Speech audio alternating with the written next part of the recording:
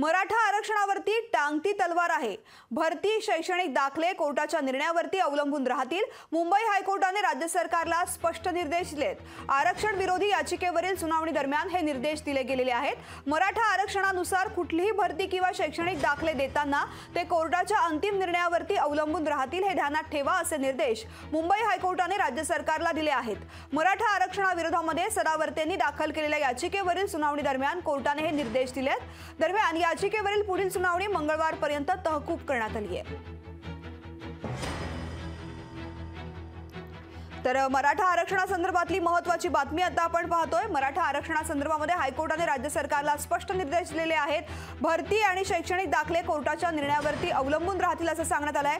मराठा आरक्षणानुसार कुठलीही भरती किंवा शैक्षणिक दाखले देताना ते कोर्टाच्या अंतिम निर्णयावरती अवलंबून राहतील हे ध्यानात ठेवा असे निर्देश मुंबई हायकोर्टाने राज्य सरकारला दिलेले आहेत। मराठा आरक्षणाविरोधामध्ये सदावर्तेंनी दाखल केलेल्या याचिकेवरील सुनावणी दरम्यान कोर्टाने हे निर्देश दिलेले आहेत। दरम्यान याचिकेवरची पुढची सुनावणी मंगळवारपर्यंत तहकूब करण्यात आलेली आहे। मराठा आरक्षणासंदर्भातली महत्त्वाची बातमी आपण पाहतोय। मराठा आरक्षणासंदर्भामध्ये आता जे दाखले द्यायचे आहेत ते कोर्टाच्या निर्णयावरती अवलंबून असतील असे स्पष्ट निर्देश दिले गेलेले आहेत।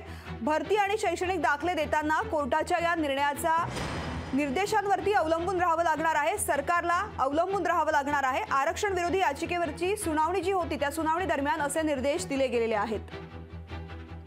मराठा आरक्षणानुसार कुठलीही भरती किंवा शैक्षणिक दाखले देताना ते कोर्टाच्या अंतिम निर्णयावरती अवलंबून राहतील हे ध्यानात ठेवा असे निर्देश मुंबई हायकोर्टाने राज्य सरकारला दिलेत। याआधी विशेष अधिवेशन घेऊन मराठ्यांना आरक्षण दिलं गेलेलं आहे आणि त्या संदर्भामध्ये त्याच्या विरोधामध्ये जी याचिका दाखल करण्यात आलेली आहे त्याच्या सुनावणी दरम्यान आरक्षणाविरोधामध्ये हायकोर्टाने हे थेट निर्देश दिलेले आहेत। मराठा आरक्षणानुसार कुठलीही भरती किंवा शैक्षणिक दाखले देताना आता कोर्टाच्या निर्णयावरती अवलंबून राहण्याचे हे निर्देश आहेत। मराठा आरक्षणाविरोधामध्ये गुणरत्न सदावर्ते यांनी ही याचिका दाखल केलेली होती। याची जी सुनावणी झालेली आहे त्या सुनावणी दरम्यान कोर्टाने हे निर्देश दिलेले आहेत। दरम्यान याचिकेवरची जी पुढची सुनावणी आहे ती मंगळवारपर्यंत तहकूब करण्यात आलेली आहे।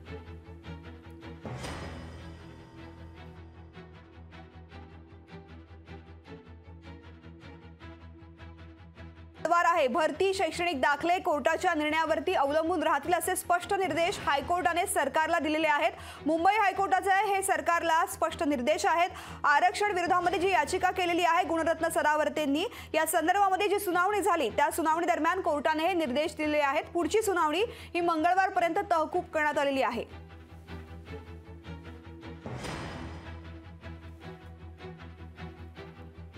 मराठा आरक्षणानुसार कुठलीही जी भरती आहे किंवा शैक्षणिक दाखले द्यायचे असतील तर कोर्टाच्या अंतिम निर्णयापर्यंत अवलंबून राहावं लागेल असे निर्देश दिले गेले आहेत।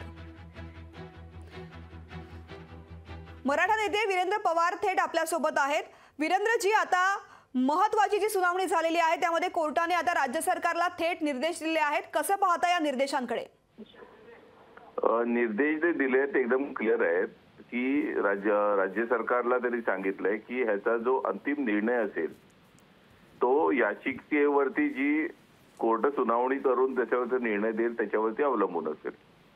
याचा अर्थ की या याचिकेवरती कुठलं स्टे वगैरे नाही, एक डायरेक्शन फक्त हायकोर्टाने दिलेलं आहे त्या संदर्भामध्ये की आउटकम ऑफ दिस पिटिशन म्हणजे या पिटिशनचा जो निकाल होईल त्याच्यावरती तुमचं अवलंबून येईल।